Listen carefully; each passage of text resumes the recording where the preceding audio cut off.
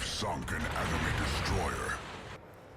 Hey team, it's Ripper here. Hope you guys are doing fantastic today. I just want to say thank you guys. The channel's made it to our next goal of 1,100 subscribers as of this moment, and I just can't thank you guys enough. And our ultimate goal right now is the big, I would say, within the next month here to get to 2,000 subscribers. And again, like bell button, hand subscribe, and notification bell button, whatever you would like to call it. But we can't thank you guys enough. If you guys want to support the channel, what we're doing here, about learning about sailing ships, shooting ships, and tactics, and having a blast at the same time, that'd be great. And appreciate it as always. And we're going to do a ship giveaway at around 2,000 subscribers. I'm going to give away a destroyer because we're a destroyer main, so I feel that's the most appropriate. So we'll have to keep it a secret about what destroyer we're going to give away. But at 2,000 subscribers, that's what we'll start the auction, or not the auction, but the drawing for that. So we'll get that going. But hey, we got to get there first. So let's make it happen. 2,000 subscribers, and we can't thank you guys enough. But right now, we're showing off the Jinan.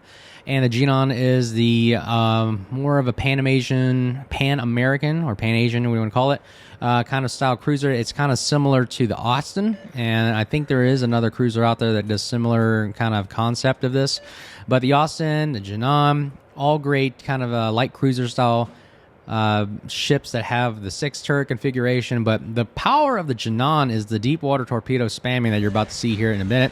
Here goes one salvo right there, and the reload of it is really incredible. About 90 plus second reload, and we've built that for that. At the end of the video, we'll talk about the build. But the Jinan is, I actually like the Jinan a lot. It is one of my favorite light cruisers that you can play with because it gives you such a versatile role that it gives you not only the gun, the torpedoes. It does have smoke. It's a good AA platform, whatever AA is these days, but it's got something that's good. It's got the AP and the HE that you can use inside the smoke. It can really, with the concealment, it can really move up there and spot and do some damage for your team. And that's something I really enjoy about it. And using the island cover, the shells, you're lobbing shells over the islands using island cover, and it's really, really good, and I like it a lot. But yeah, again, if you want to see reviews about it, look at the videos of previous YouTubers. They talk more about the stats. I'm not really about that. I'm really about the tactics, how to utilize what you have in the current meta, in the current game, and that's what I like about. So, as you see at the beginning, let's talk about the maneuver of this clan battle. I'm using clan battles, by the way, just to demonstrate this. You see the team is all pushing together. We stay together, you fight together, you win and die together. That's the best strategy I find. The first one we have is Des Moines holding off or posting up on the southwestern side, more or less kind of like what the other Des Moines is doing. And this is where focus fire comes into play, ladies and gentlemen, that really, if you can focus fire right off the bat, you can eliminate the first threat that you have. And just look at the just onslaught of shells that we're going to unleash on this Des Moines. Now, in clan battles and so forth, yes, I've seen cruisers really just sit there, kind of tank or camp, if you want to call it that. But here's the downside of just sitting there by yourself, camping and so forth, is the focus fire ability. If you have a team that is bum rushing you like this, and just look at, we're shooting literally every single type of shell that you can think of in the game. You're going to see AP, HE, secondaries, SAP, torpedoes. I mean, literally every single piece of ordnance that you can think of in the game is being utilized against this poor Des Moines here who's having a blast at this. But this is a clear demonstration of what the power of focus firing can really do for your team. I highly encourage that. It all starts with communication and a good plan. With you setting in the motion, someone has to take the lead. I mean, a person with 2 watches doesn't know the time of day, so you're going to have to set yourself, hey, who is the leader, who are we following?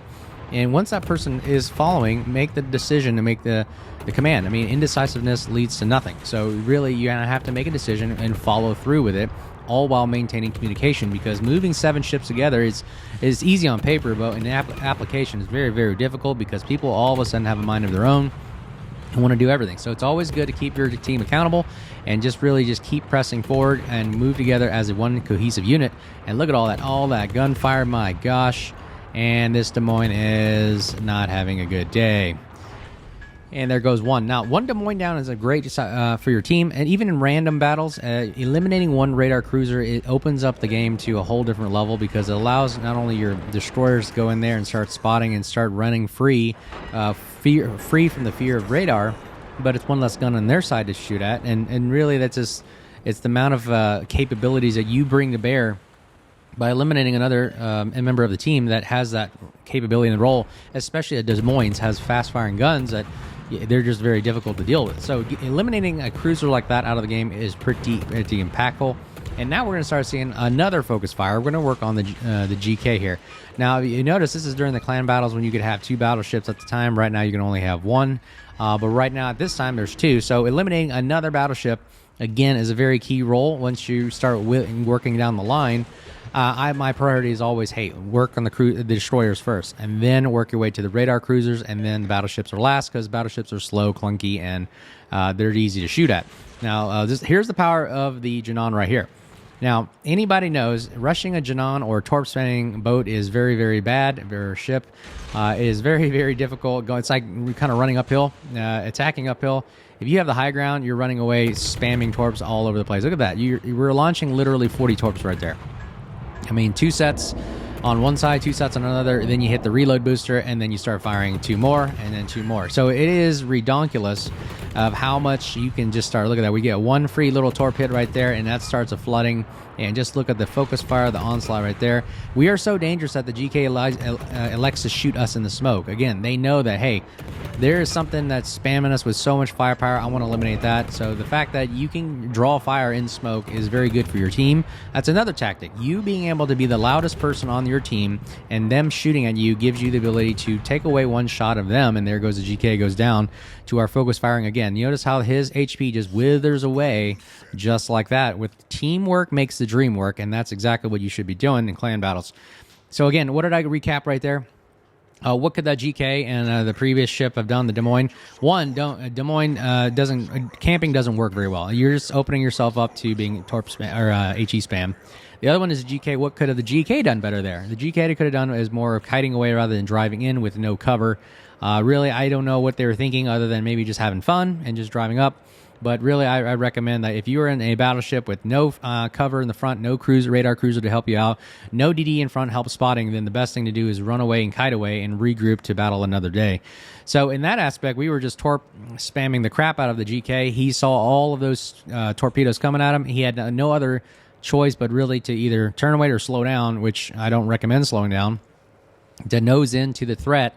But by nosing in, he's leaving himself up to just onslaught of fire from the front and from the side, because he's going to get flanked or just HE spam. So what could they have done better? Really just run away at that point. So that's the power of the Jinan. The Jinan is literally like a machine gun with torpedoes.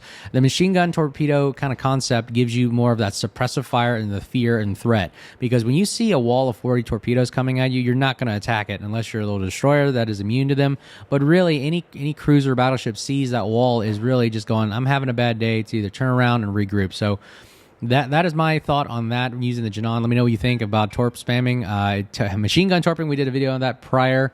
It's cool and it's funny, but does it really work?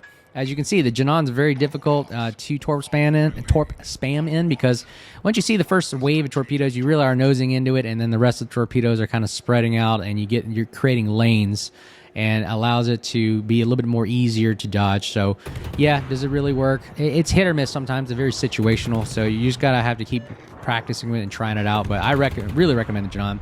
We're running back here to help our other teammate at Bravo Cap, because I know the gearing is coming in, so we're going to start firing our shells. Look at the arcs. The arcs on these HE shells of this cruiser are pretty incredible, and they work really, really well. They shoot over those little pesky island cover situations. But yeah, and that's why I like the Jinan so much, because it gives you that extra dimension of, hey, I don't have to just launch torpedoes, I have the guns as well. So we got the Schlieffen's going to go ahead and flank the gearing, so I think the gearing is pretty much dead. I mean, taking on a Schlieffen's pretty rough, especially if you don't have fast-firing torpedoes or they're on reload or cooldown. So the gearing is pretty much done at this point, and we're going to go ahead and eliminate the gearing right there. That is another gearing down. 53,000 damage with 10 minutes left in the game. We have 2 caps, and that's exactly the beauty of this tactic that I just showed you, is staying together and capping the heavy side allows you to have the advantage of taking not only 2 caps, but also having a better position to defend against, because the team at Alpha has to rush you now, and they have to find a way to either split the difference or take fire from 2 opposing sides, or you got to have to flank.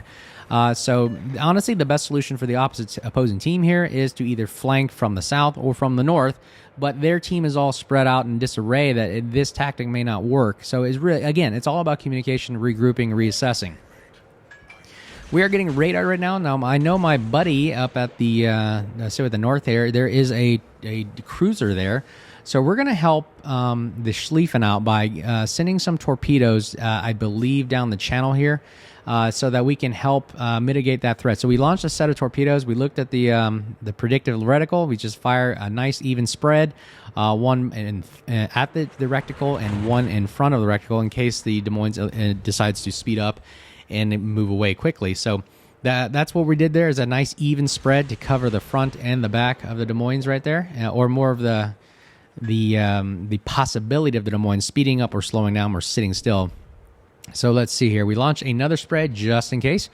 And we have a Montana to deal with. Okay, so the Montana's rushing into the middle to support the Des Moines. Schlieffen is pushing our Des Moines as well.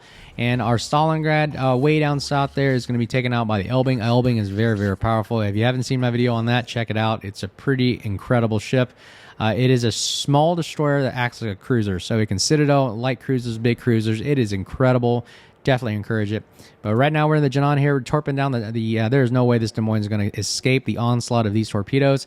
And yep, these are looking really good. If the Des Moines is the way it is built, and without a legendary mod, the engines are going to take a long time to spool up. So going in full reverse here is not very helpful. And do we get the hit?